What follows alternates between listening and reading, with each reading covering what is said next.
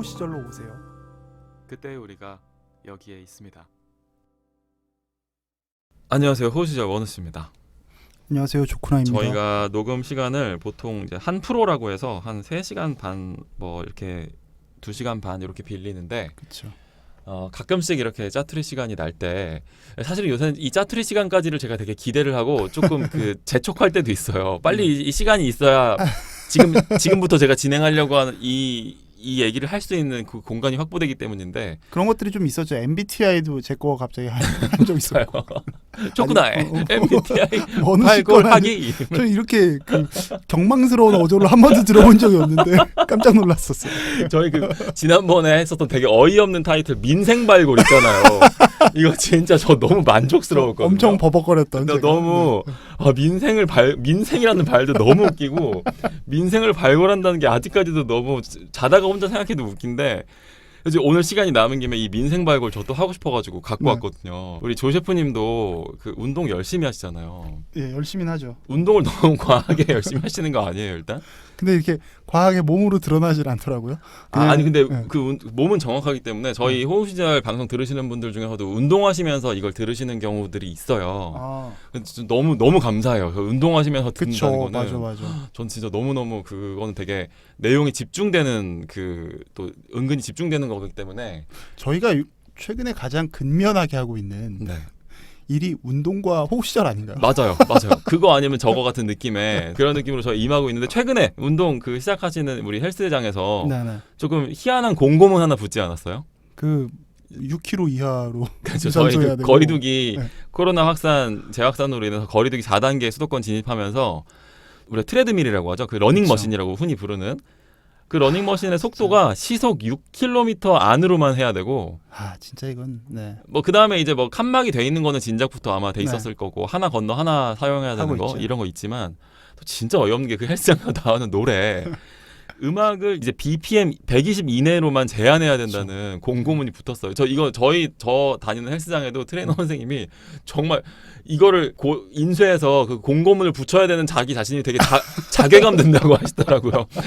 이런 거를 지금 이건 진짜 황당한 일입니다, 진짜. 그래가지고 저희도 막 카톡 둘이서 얘기하면서 야 불가음악 예시에 이런 게 있대. 야 김건모의 잘못된 만남 안 된대. 건모 형은 이제 방송에서도 떠나고 노래도 안 나와 이제.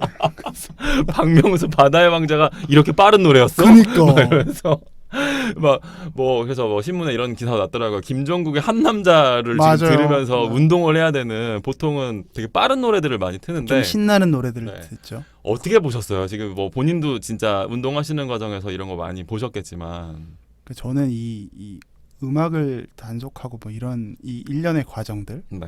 이게 되게 기준이 없잖아요. 그렇죠. 뭐냐면 택시는 6시 이후에 2일 이상 타면 안 되는데 네네. 버스랑 지하철은 여전히 타도 되거든요. 그렇지. 이 도대체 기준은 뭔가. 맞아. 버스와 지하철에서 확진자 한 명도 안 나오잖아요. 이게 되게 무슨 마치 중국에서 확진자가 안 나오는 거랑 비슷한 느낌인 거예요. 북한에서도 안 나오고 네. 0명이죠. 네. 네. 이게 도대체 우리가 어떤 기준을 갖고 논리적으로 상식적으로 접근을 해야 하는데 네. 정부에서 음악 BPM 때문에 속도 때문에 네. 그 제한에 대한 사람들의 웃음이 커지자 조롱이 커지자 뭐 이야기를 했잖아요. 네. 체육 하시는 분 뭐 그쪽 대표자들이랑 같이 그래요? 이야기를 네네. 한 거다. 근데 이거 되게 뭐 이야기했겠지. 이야기를 했겠죠. 근데 이거는 자 너네 장사할래? 음. 장사하고 싶으면 120bpm 이하로 해.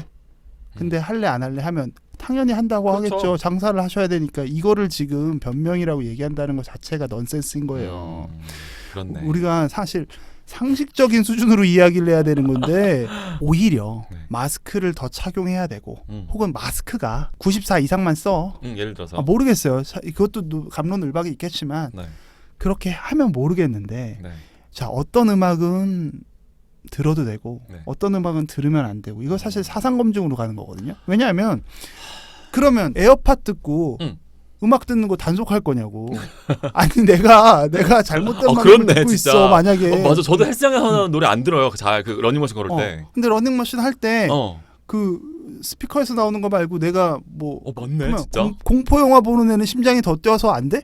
이게 말이 되는 거야 이게 지금? 이게 뭐 하자는 건지 모르겠어요. 이게 여러분들 조시 대표님 지금 빡쳤어요. 아니 기준이 너무 없잖아요. 이게 말 같은 얘기를 해야지. 그러니까요. 그 예전에 그, 네. 그 유신 시대 때 그래 맞아. 뭐 박정희 정부가 뭐 우파 정부가 그러니까 옛날에 네네네. 그렇게 뭐 사상 단속을 했었다 아, 해서 막 많이 얘기를 했었잖아요. 네. 근데 그건 가사래라는 그 직접적인 워딩이라도 있지. 그리고 그것도 웃기죠. 그 당시에 시 같은 노래를 아침 이슬 같은 걸 갖다가 네. 그 금지곡을 했던 시대입니다. 그 맞아요. 엄혹한 시대였던 거 맞는데 네. 그걸 그렇게 욕하셨던 분들이 맞아요. 지금 정권을 잡으신 다음에 네. 지금 지금 노래 속도를 지금 제한하는 게 이게 아니 치마 길이 단속하는 거랑 뭐가 달라? 21세기 대명천지에 이게 말이 되냐고. 진짜 2021년인데 진짜.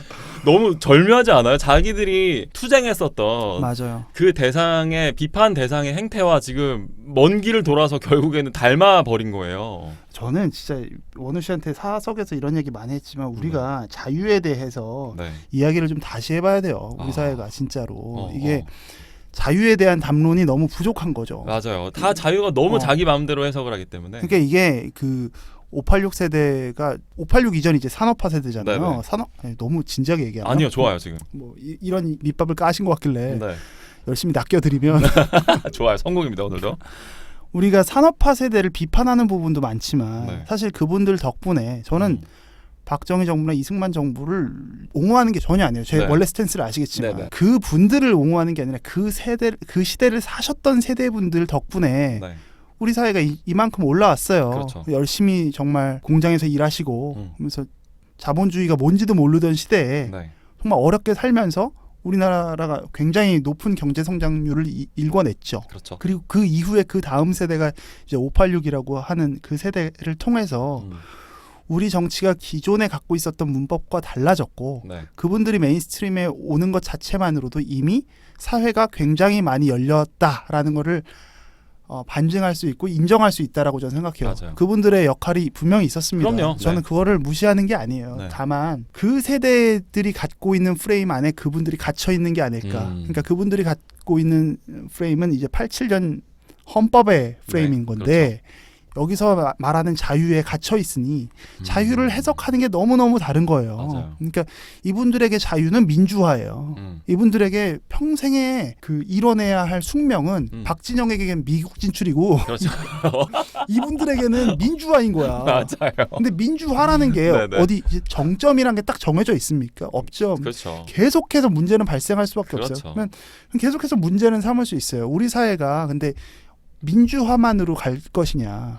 전 민주화 당연히 저도 네. 지지하죠. 근데 지금 벌이고 있는 이 행태는 비자유주의적인 행태를 보여주고 있다는 거예요. 네. 근데 우리는 자유민주주의 국가예요. 맞아요. 근데 언제까지 선거에 대한 내용만 이야기할 거냐고요. 사람들의 생활 속 자유에 대해서 이야기를 해야 되는데 그렇죠. 이 자유에 대한 담론이 너무 협소하다 보니까 즉 민주화라는 어떤 정치적 프레임 안에 갇혀 있다 보니까 그렇죠. 사실 이분들이 다른 방면에 있어서 별로 실력이 없는 것 같아요. 제가 느낄 때는. 네. 그 실력이 없으니 이런 해괴한 정책들이 나타나고 있는 거죠. 1년 반 동안 지금 우리가 코로나, 위드 코로나, 포스트 코로나 뭐 네. 여러 가지 말은 바꾸고 있지만 어쨌든 코로나 시대에 살고 있는데 충분한 시간이 저는 있었다고 생각해요. 백신을 만들 수 있는 충분한 시간이 아니라 네. 우리 사회에서 이거에 대해서 대응하고 이야기할 수 있는 부분들은 네. 그리고 우리나라 국민들이 얼마나 잘 따라줍니까? 그렇지. 우리가 맞아. 이렇게 협조 잘하는 사람도 우리가 어딨냐. 뭐 마스크를 안 합니까? 어. 마스크 다 하죠. 네. 근데 뭐만 하면 20, 30대들이 지금 뭐 놀지 못해서 문제다. 이런 프레임으로 사람을 이렇게 PR을 식별해 나가고 네. 어떤 적군과 아군을 구분해 나가는 거는 전 정말 잘못된 거라고 생각해요. 그렇죠. 지금 사실 우리나라 코로나는 저도 그냥 기업에 다니고 있고 네. 원우 작가님도 네. 사실 소속돼 있는 어떤 회사가 있고 네네. 우리 같은 샐러리맨보다 진짜 자영업자들 피로 지금 우리 코로나 버티고 있는 맞아요. 거예요. 맞아요. 이게 뭐 정말로. 근데 그 자영업자들이 생존의 문제입니다. 진짜. 자영업자들이 근데 오히려 그분들이 그렇게 네. 이야기했었던 절대 다수가 서민인 네. 곳이거든요. 근데 그분들이 주장해야 할 그리고 변호해야 할 세력인데 도대체 어떤 지금 정치를 하고 있는 건지 오늘은 정치에 대해서 조금 떠들게 되는데 네. 네. 그런 좀 답답한 마음을 표현하게 되는 지점들이 많이 있죠. 근데 그 중에서 네. 아주 작은 파편 같은 이야기가 120bpm 이하로 헬스장을 단속하고 있는 이 해괴망측한 정말 역사의 네. 길이 남을 네. 진짜 흑역사라는 느낌이 직감이 왔고요. 욕하면서 닮아간다는 말에 아주 맞아요. 어떤 전형적인 사례가 되는 것 같고 지금 박근혜 대통령 탄핵 이후에 이제 그 야당 제1야당이라 할 수 있는 국민의힘의 지지율이 처음으로 민주당을 앞질렀다고 하더라고요. 그래서 그렇죠. 오히려 이제 뭐 최근에 그 뭐 정세균 전 총리가 막 이렇게 젊은 사람 분장하고 나와서 되게 슬픈 모습, 너무 우픈 모습을 보여줬었죠. 막 네. 어떻게든 꼰대가 아님을 증명하기 위한 어떤 그게 몸부림에 꼰대인 해당하는 건데. 사실은 네. 그쵸. 그게 그거만큼의 그 구세대임을 증명하는 사실 그 인증은 없는 건데 어느 틈에 이제 뭐 보수 진보라고 표현할게요. 보수 진보의 어떤 프레임이 바뀐 거예요. 한때 그래도 진보가 젊고 보수는 좀 뭔가 그쵸. 뭐 나이 많고 막 고리타분하다는 느낌이 들었는데 고루한 느낌의 보수였죠. 오히려 지금은 뭐 그거야 어찌 됐건 사실이야 어찌 됐건 간에 뭐 그게 설령 젊은 꼰대라 할지라도 오히려 보수 정당이 지금 젊은 이제 뭐 이준석 대표가 지금 이제 30대 나이로 당 대표가 된 것처럼 젊음의 어떤 키워드를 가져가고 있는 그런 상황인데 재밌죠. 이준석 씨가 당 대표가 된 거 외에는 사실 보수는 한 게 없습니다. 네 그럼 보수는 그냥 가만히 있었어요. 맞아요. 이준석이 당 대표가 된 거밖에 없어요. 근데 똥볼은 진보가 다 찼죠. 사실은. 그러면서 그렇죠. 그냥 본인들이 늙어간 거예요. 네. 근데 이게 너무 슬픈 거죠. 유권자 입장에선 가장 큰 정당 양대 정당이 가만히 있기 때문에 게임을 이기는 승부. 그렇지. 이게 정말 좋은 겁니까? 득점을 해야 되는 건데 맞아요. 득점을 하지는 못해요. 가만히 있어서 서로의 실축만을 바라고 있는 사회에서 우리는 그냥 살아가고 있는 거예요. 네. 그러다가 보니 120 120bpm이라는 결과가 나오는 거죠. 이게 뭔 120bpm이라는 결과. 이게 정말 황당한 일이죠. 네. 네. 거기에 저희가 지금 2021년이면 뭐 자동차가 날아다니고 그치. 뭐 온갖 막 꿈과 행복이 있을 것처럼 느껴졌었던 때도 있었지만 실제 결과는 120bpm이에요. 진짜 이게 시속 6km예요. 참 정말 어디서부터 이 이야기를 풀어가야 할지 알 수 없을 정도인데 최근에 이제 586 세대에 대한 또 여러 가지 얘기가 나와서 또 막 뭐 요새 인터넷에서 바이럴되고 있는 얘기들을 보면 586 세대가 옛날에는 평생 직장 개념에서 맨날 이렇게 한번 취직하면 평생 동안 그 직장에 있을 수 있었고 뭐 집을 구하는 게 그렇게 어렵지 않았고 이제 이러다가 지금은 오히려 그들이 소위 말하는 꼰대 세대가 돼서 지금의 2030 세대들은 정말 취업 한번 하기도 너무 어렵고 있던 회사가 없어지고 일자리가 막 없어지고 게다가 코로나까지 덮치면서 지금 실제로 이 공채들이 다 미뤄지고 있고 공채가 없어졌죠. 네, 취소되고 네. 있는 이런 상황을 살고 있다 보니 586 스스로도 지금 자성론이 나오고 있더라고요. 좀 실제 문제를 해결하는 그 현실적인 어떤 실사구시의 측면이 너무 부족하고 아까 조크나 셰프님이 말씀하신 그대로인데 너무 관념적인 측면에 아직도 머물러 있다. 그래서 그리고 본인들 스스로가 우리는 역사의 착한 편이라고 하는 그 확신이 오히려 지금은 딱딱하게 굳어서 더 이 사회를 경직되게 만들고 있는 거 아닌가. 그런 것들이 사실은 그럼으로써 586 세대라는 일군의 세력이 우리 사회 전체에 어떤 부담으로 작용하고 있다. 그들을 극복하지 않고서는 이 미래의 희망을 논하기가 좀 어려워진 상황이 아닌가. 지금 뭐 여러 가지 각도에서 그 586 세대들이 지금 정치도 하고 있지만 학부모이기도 하고 그렇죠. 뭐 정책 이반자이기도 하고 뭐 우리 직장의 선배이기도 하고 뭐 이제 이런 거거든요. 그래서 그런 학생운동 시절에 외쳤던 이런 여러 가지 정의라든지 그다음에 또 그런 그들의 성공 경험들이 그저 그 후세대들에게 니네도 이렇게 하면 돼라는 그냥 꼰대 문화의 연장으로 가고 있는 거 아니냐라고 하는 근데 사실은 이런 자성론마저도 586에서 나오고 있어요. 그래서 이런 것들을 또 바라보는 혹시 조 셰프님의 또 마음은 어떠신지 그런 것도 궁금해지거든요. 그 결국은 한 세대가 네. 성장을 해서 그 이전 세대를 쉬게 해드려야 되는 거라고 생각해요. 저는 네네. 그 시간이 바뀌면 네. 그리고 산업화에서 민주화 세대로 갈 때 산업화 세대에서 민주화 세대 갈 때도 사실 쉽지 않았었고 그 진통이 네. 그거는 이제 지금의 젊은 세대들이 20, 30대 혹은 조금 더 확장하면 40대 분들이 네. 자신들의 실력을 증명해 나가야 되는 건 분명히 맞습니다. 네네. 근데 문제는 여기서 지금 586 세대와 그 밑에 있는 세대 간의 차이가 네. 586 세대가 잡고 있는 이 공고한 틀을 어떤 변혁의 테마가 별로 없는 거죠. 어찌 보면 코로나라는 이 외부 변수가 네. 새로운 판을 만들게 되는 게 아닐까라는 생각을 해요. 네네네. 사실 그 이준석 대표가 당대표가 되는 과정에서는 PC나 네. 혹은 뭐 페미 문제에 그렇죠. 대해서 2030 남자분들의 목소리를 드러내면서 하게 됐지만 네. 이게 과연 코로나가 없었으면 과연 이런 역학 구조가 탄생할 수 있었을까?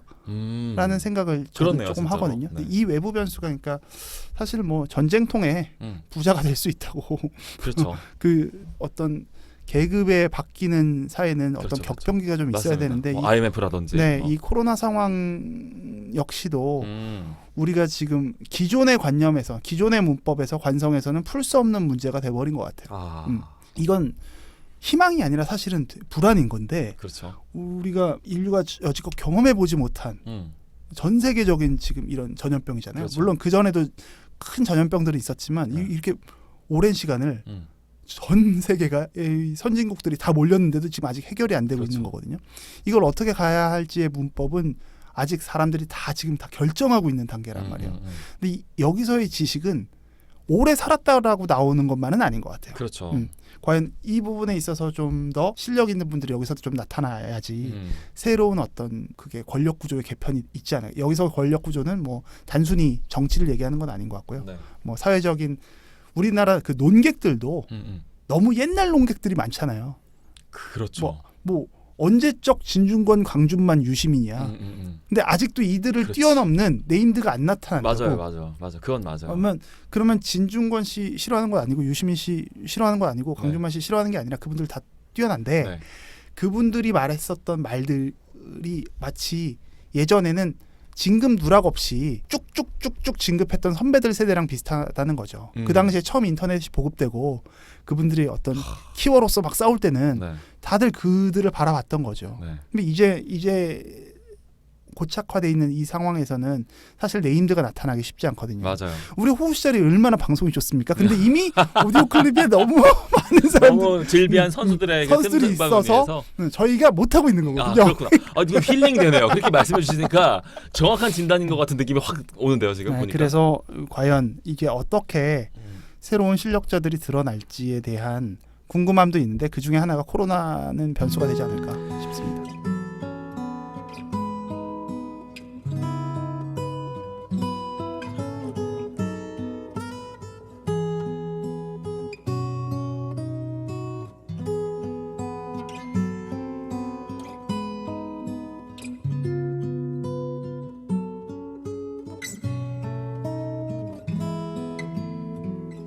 우리의 호우 시절.